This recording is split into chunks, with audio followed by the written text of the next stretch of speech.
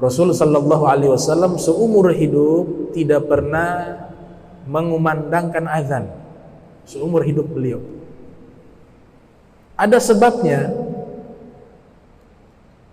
Sebabnya adalah Nabi khawatir jika Nabi yang mengumandangkan azan sampai di kalimat hayya 'alas shalah, marilah salat, kemudian di saat itu tidak ada yang datang ke masjid, maka semuanya berdosa.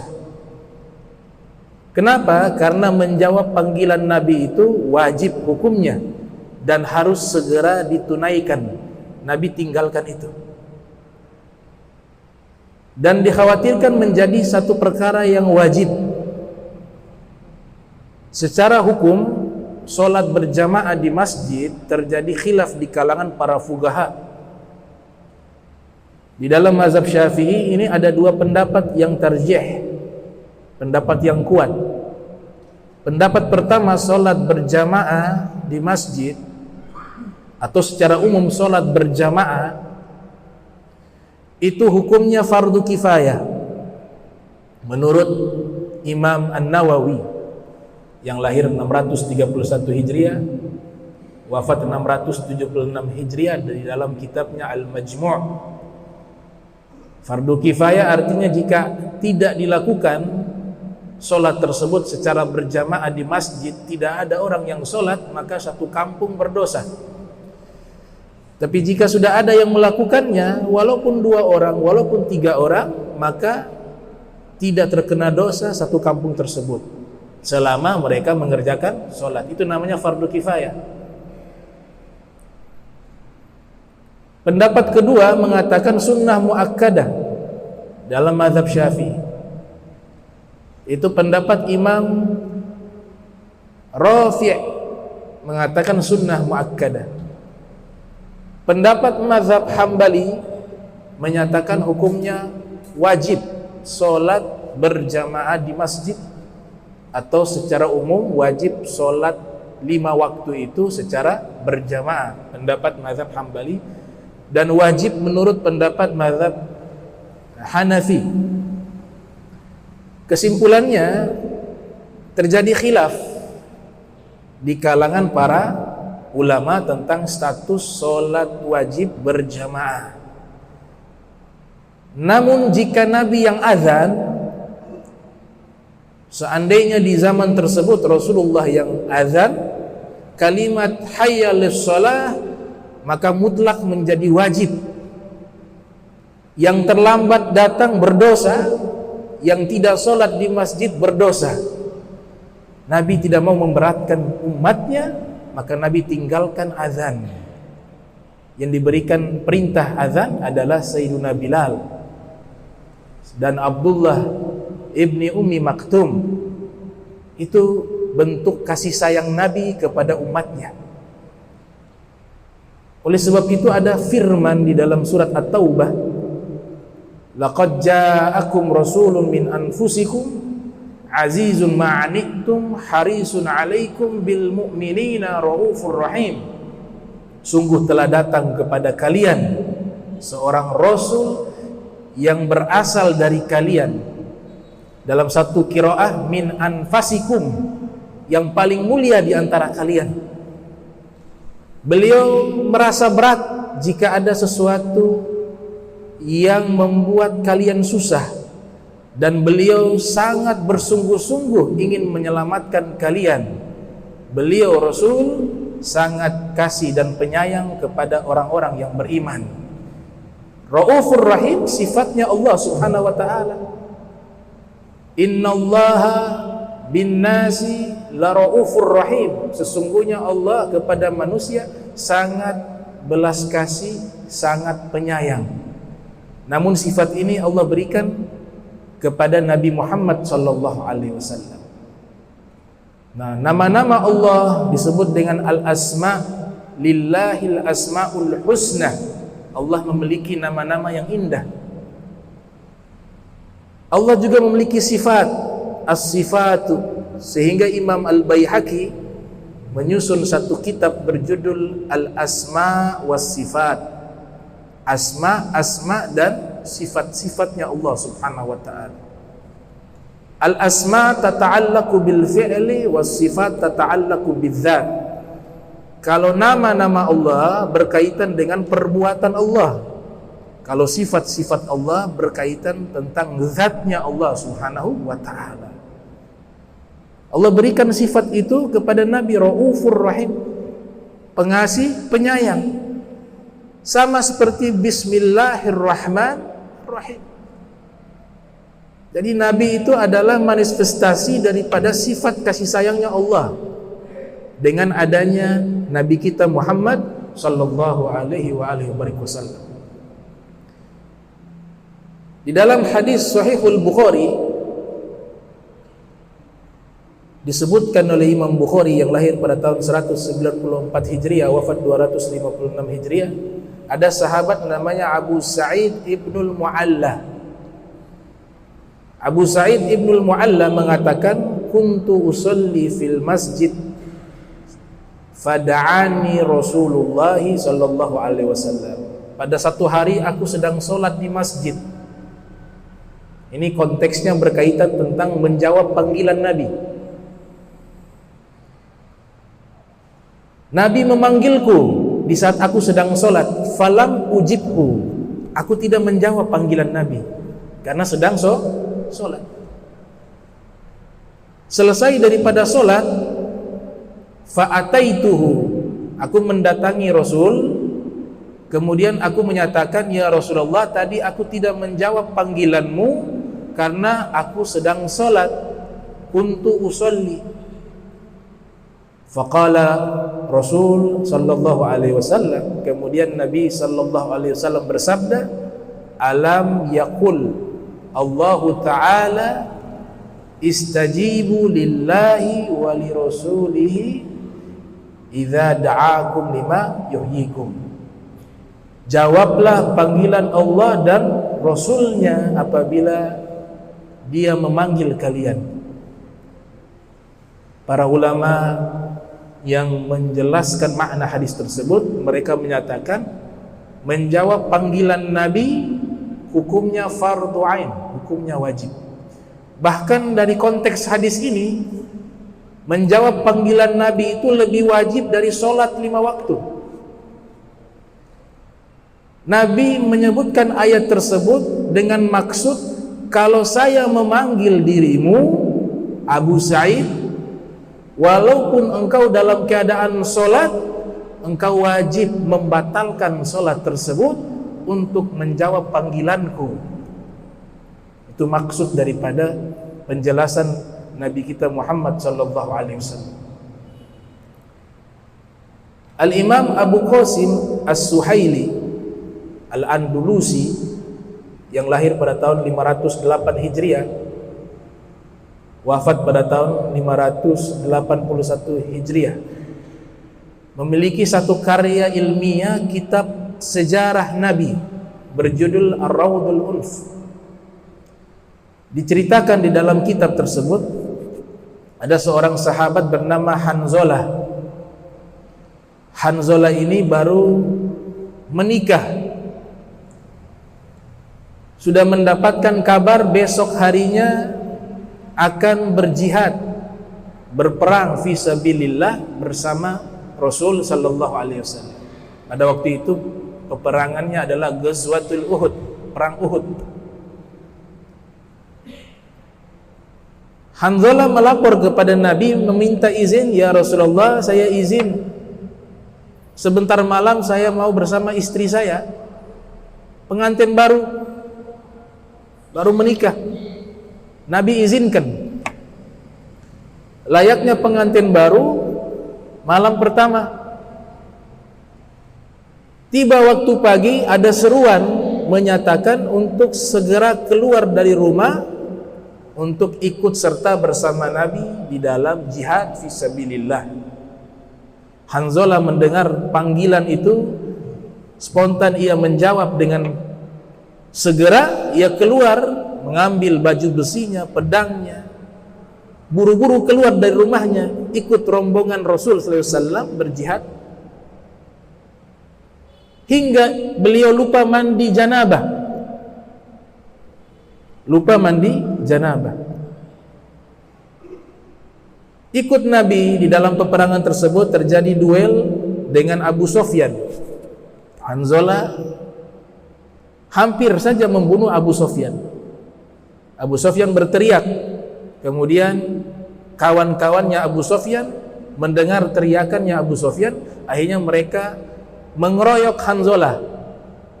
Hanzalah pun wafat syahid fisabilillah. Pasca peperangan, Nabi perintahkan sahabat untuk memeriksa korban jiwa dari kalangan para sahabat Nabi. Ternyata salah satu jenazah yang ditemukan adalah jenazahnya Hanzalah, berjihad fisabilillah dalam keadaan janabah karena segera memanggil panggilan Nabi Muhammad SAW. Para sahabat mengangkat jenazahnya Hanzalah. Ternyata mereka seluruhnya terkejut karena sekujur tubuhnya Hanzalah itu basah dengan air, seakan-akan beliau baru selesai mandi. Maka kejadian ini dilaporkan kepada Rasul.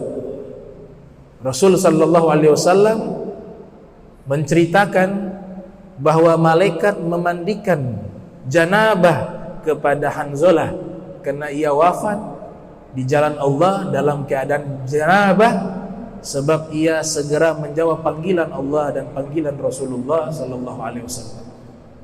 Jadi malaikat yang memandikan jenazah beliau sekaligus mengangkat janabah beliau, sehingga terkenal beliau dengan julukan Gisilul Malaikah, orang yang pernah dimandikan malaikat.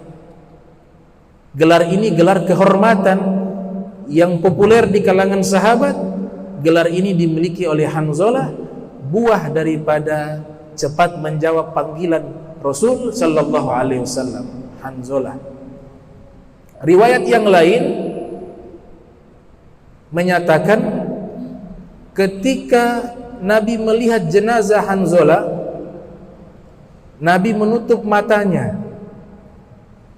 Para sahabat bertanya, "Ya Rasulullah, kenapa engkau menutup matamu ketika memandang jenazahnya Hanzalah?"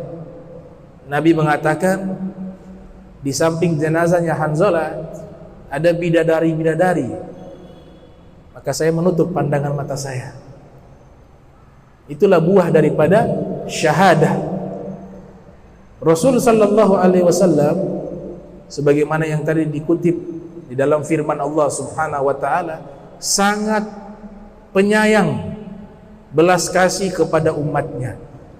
Bahkan ada hal-hal yang sebenarnya tadinya wajib, Nabi meminta kepada Allah jangan sampai menjadi wajib karena takut memberatkan umatnya. Ada satu pesan bagaimana Nabi lebih mengutamakan umatnya, lebih menyayangi umatnya melebihi diri beliau sendiri. Secara umum, kalau umatnya saja dia sayangi, bagaimana dengan keluarganya? Diceritakan oleh Al-Imam Abu Hamid Al-Ghazali yang lahir 450 Hijriah, wafat pada tahun 505 Hijriah, di dalam kitabnya Bidayatul Hidayah atau di syarahnya karya Syekh Nawawi Al-Bantani, itu menyebutkan Nabi dakhala bustanan, Nabi masuk di satu kebun. Ketika Nabi masuk di satu kebun, mengambil ada kayu arok yang biasa digunakan untuk miswak atau siwak, bersiwak. Nabi mengambil 2 batang kayu arok, yang satu lurus, yang satu bengkok. Kemudian ada sahabat bertemu dengan Nabi atau meminta kepada Nabi kayu siwak tersebut. Nabi berikan kepada sahabat itu.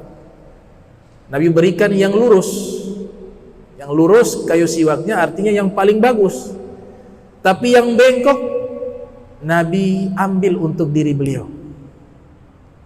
Pesan yang terkandung dari kisah singkat ini sebenarnya keadaan Nabi kepada umatnya, beliau selalu memilih yang terbaik untuk umatnya.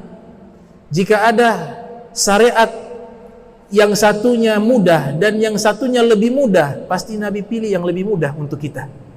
Jika ada syariat yang susah dan yang satunya tidak susah, mudah, maka Nabi akan memilih yang mudah untuk kita. Nabi meninggalkan yang susah untuk kita.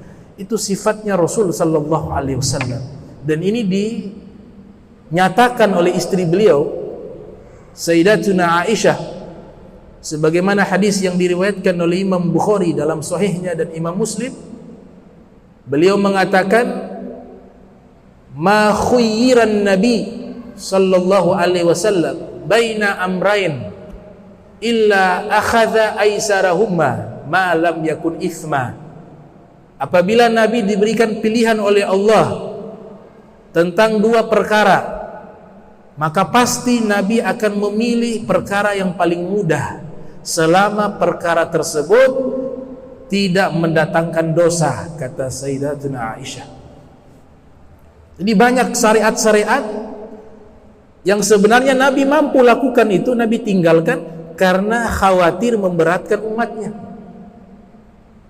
Termasuk azan tadi, dikhawatirkan menjadi wajib panggilan itu. Dan juga termasuk berkurban. Berkurban itu hukumnya sunnah, tapi wajib untuk Nabi. Hadis yang dikeluarkan oleh Imam Zakaria Al-Ansari yang lahir pada tahun 824 Hijriah, itu disebutkan Nabi mengatakan, umirtu bin nahr wa huwa sunnatun lakum, diwajibkan bagi saya berkurban dan sunnah untuk kalian, umatnya Nabi Muhammad SAW. Sebenarnya ini permintaan Nabi karena tidak mau memberatkan umatnya. Riwayat yang lain, Nabi SAW senang bersiwak. Tiap kali sholat beliau bersiwak, berwudu beliau bersiwak. Namun ada beberapa kesempatan dan waktu beliau meninggalkan siwak. Kenapa? Karena segala sesuatu jika dilakukan oleh Nabi terus menerus secara kontinu, maka dikhawatirkan diturunkan wahyu dan dijadikan status hukumnya wajib, karena sering dilakukan oleh Rasulullah. Rasulullah tinggalkan itu. Dan itu Nabi nyatakan di dalam hadis Sahih Al-Bukhari, laula an asyukka ala ummati la amartuhum bisiwaki ma'a kulli sholatin. Jikalau saya tidak khawatir memberatkan umatku, niscaya saya perintahkan mereka menggunakan siwak setiap kali sholat. Fi riwayatin ukhra, dalam satu riwayat Nabi katakan ma'a kulli wudu, di setiap kali berwudu. Nabi tinggalkan sekali-sekali agar jangan sampai menjadi wajib kepada kita. Hal yang sama puasa Nabi Daud. Hadis yang diriwayatkan oleh Al-Imam Al-Bukhari dalam sahihnya, Nabi kita Muhammad sallallahu alaihi wasallam bersabda, inna ahabbas siyam ilallahi ta'ala siyamu Daudah kana yasumu yauman wa yuftiru yauman. Sesungguhnya puasa sunnah yang paling Allah cinta adalah puasa sunnahnya Nabi Daud. Beliau berpuasa satu hari dan berbuka satu hari. Al-Imam Ibnul Qayyim yang lahir pada tahun 691 Hijriah, wafat 751 Hijriah, dalam kitabnya Zadul Ma'ad fi Hadyi Khairil Ibad, beliau menyatakan Nabi sallallahu alaihi wasallam seumur hidup tidak pernah melakukan puasa Nabi Daud. Bukan berarti Nabi tidak mampu melakukan itu atau Nabi tidak senang melakukan itu. Mampu, Nabi juga senang. Tapi Nabi khawatir jika dirutinkan dan melakukan puasa Nabi Daud diikuti oleh para sahabat, dikhawatirkan nanti diwajibkan dan hal itu akan memberatkan umatnya. Jadi Nabi berpikir bukan hanya umatnya yang hidup di zaman beliau saja, tapi Nabi juga berpikir jauh ke depan, umatnya yang akan muncul di masa akan datang, dikhawatirkan itu memberatkannya. Maka Nabi tinggalkan itu. Nabi memilih puasa sunnahnya Senin Kemis. Rasul sallallahu alaihi wasallam mengatakan, "Dzaka yaumun wulidtu fih." Ditanya, "Kenapa puasa hari Senin?" Beliau bersabda, "Karena di hari itu aku dilahirkan," kata Nabi sallallahu alaihi wasallam. Kenapa puasa hari Kamis? Karena di hari itu amalanku diangkat. Amalan manusia diangkat, diterima oleh Allah Subhanahu wa taala. Fa uhibbu ay yurfa'a amal wa ana shaim. Maka saya ingin berpuasa di hari Kamis agar di saat amalan saya diangkat, saya dalam keadaan berpuasa, kata Rasulullah sallallahu alaihi wasallam. Salat tahajud awalnya wajib. Ya ayyuhal muzammil qum min laila illa qalila nisfahu aw kunsu minhu qalila wazid alaihi warattilil qur'ana tartila. Ayat ini menceritakan perintah tahajud kepada Nabi, kepada sahabat. Sebelum ada kewajiban solat 5 waktu, solat tahajud menjadi wajib. Tapi Nabi tahu jika ini menjadi wajib bagi umatnya akan memberatkan umatnya. Maka Nabi meminta agar kewajiban itu ditimpakan kepada Nabi saja, jangan kepada umatnya. Maka solat tahajud wajib bagi Nabi kita Muhammad sallallahu alaihi wasallam. Sehingga Nabi dalam situasi apapun, dalam keadaan apapun, tidak pernah meninggalkan solat tersebut, solat tahajud. Bahkan diriwayatkan oleh istri beliau, Sayyidatuna Aisyah, kana Rasulullah sallallahu alaihi wasallam yaqumu minal lail hatta tatafattara qadamah. Nabi sallallahu alaihi wasallam sering solat tahajud, solat malam hingga kedua kakinya bengkak. Kasus berikutnya, solat tarawih di bulan suci Ramadan. Hadis ini dikeluarkan oleh Imam Bukhari dalam sahihnya, yang lahir pada tahun 194 Hijriah, wafat pada tahun 256 Hijriah.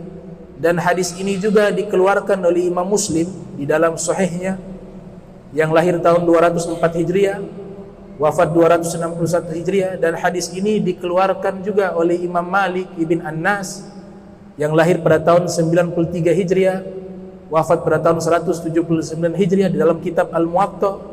Dan hadis ini juga dikeluarkan oleh Abu Daud As-Sijistani, yang lahir pada tahun 202 Hijriah, wafat 275 Hijriah. Dan hadis ini juga diisyaratkan oleh Syekh Abdul Wahab Sya'rani dalam kitabnya Al-Mizanul Kubra, yang lahir pada tahun 898 Hijriah, wafat pada tahun 973 Hijriah.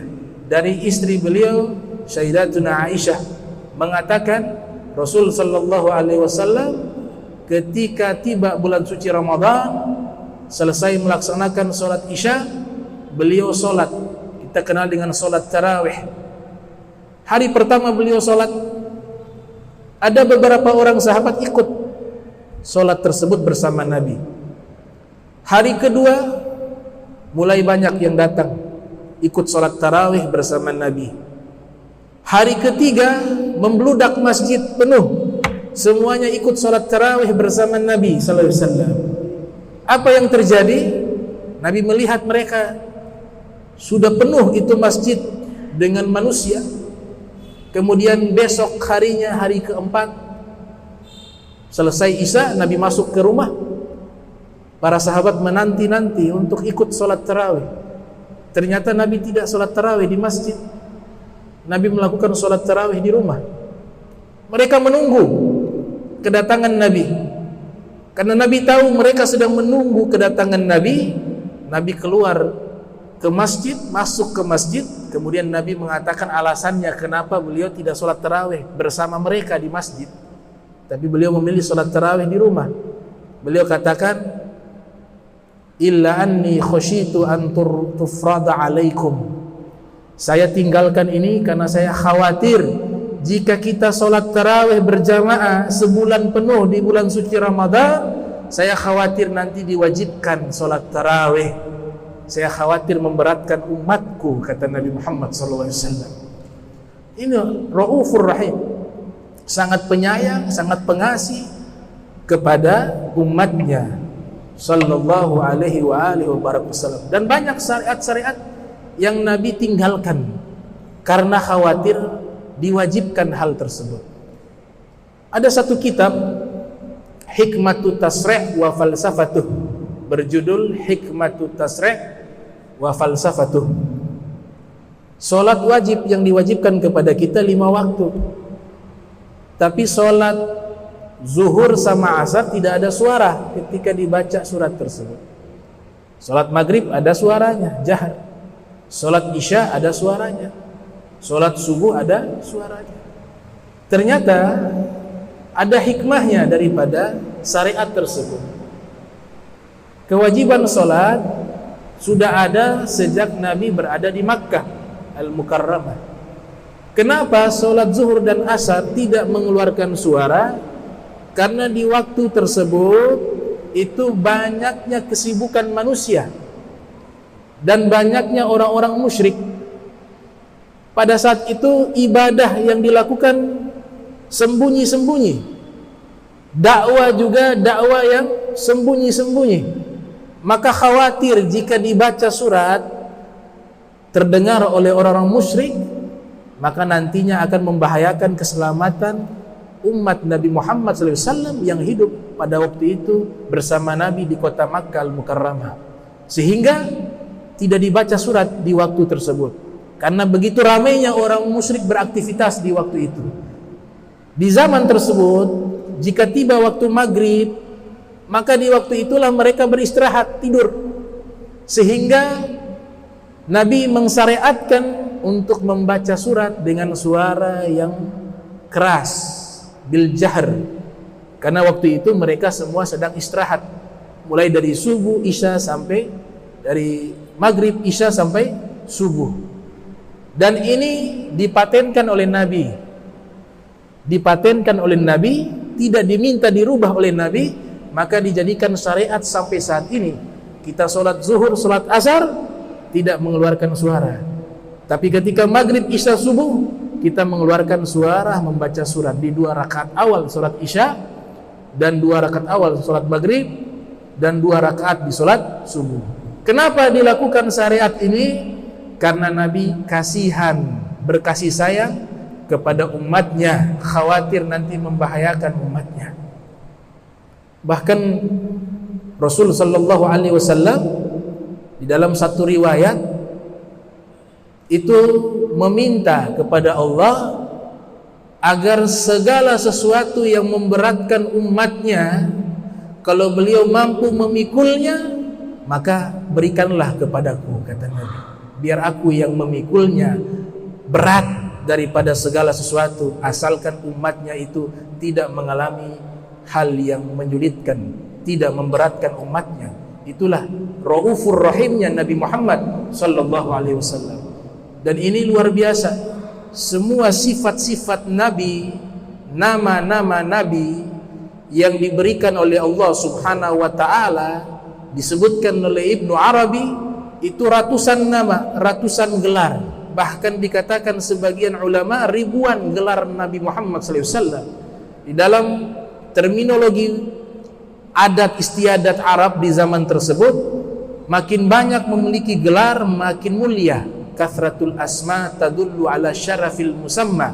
Makin banyak nama makin menunjukkan kemuliaan. Oleh sebab itu Allah memiliki banyak nama. Inna lillahi tis'atan wa tis'ina isma man ahsaha dakhalal jannah. Sesungguhnya Allah Subhanahu wa taala memiliki 99 nama. Siapa yang menghafalnya dan mengamalkannya, dia masuk ke dalam surga. Dan nama Nabi kita juga nama yang banyak yang Allah berikan karena beliau memiliki kemuliaan yang luar biasa. Imam Suyuti mengarang kitab khusus membahas tentang nama-nama Nabi Muhammad, berjudul Al-Mirkhatul Aliyah fi Syarhil Al-Asma'i An-Nabawiyah. Al-Imam Zarwuq Al-Fasi juga memiliki karya ilmiah yang menjelaskan satu persatu asma-asma Allah, nama-nama Allah, berjudul Syarhul Asma'il Husna, Syarah Asma'il Husna. Jadi kita kalau mau membalas kebaikan Nabi Muhammad, tidak akan bisa mampu kita balas. Imam Haddad mengatakan, ya fata la tuzin nabiyyaka walau ji'ta ala aini sairi, atau kama qala Al-Habib Abdullah Al-Haddad. Imam Haddad mengatakan, wahai pemuda kaum muslimin, la tuzin nabiyyaka, kalian tidak akan mampu membalas kebaikan nabi kalian, Nabi Muhammad sallallahu alaihi wasallam. Walau ji'ta, walaupun engkau mendatangi Nabi, ziarah ke kuburan Nabi, berjalan menggunakan mata engkau belum mampu membalas kebaikan Nabi Muhammad sallallahu alaihi wasallam. Hal jazahul ihsan illa ihsan, maka kebaikan harus kita balas dengan kebaikan. Cara berbuat baik, balas budi kepada Nabi, yang paling pertama adalah kita banyak bersalawat dan mengucapkan salam kepada Sayyidil Wujud Al-Mustafa Muhammad ibn Abdillah salawatuhu wa salamu alaihi.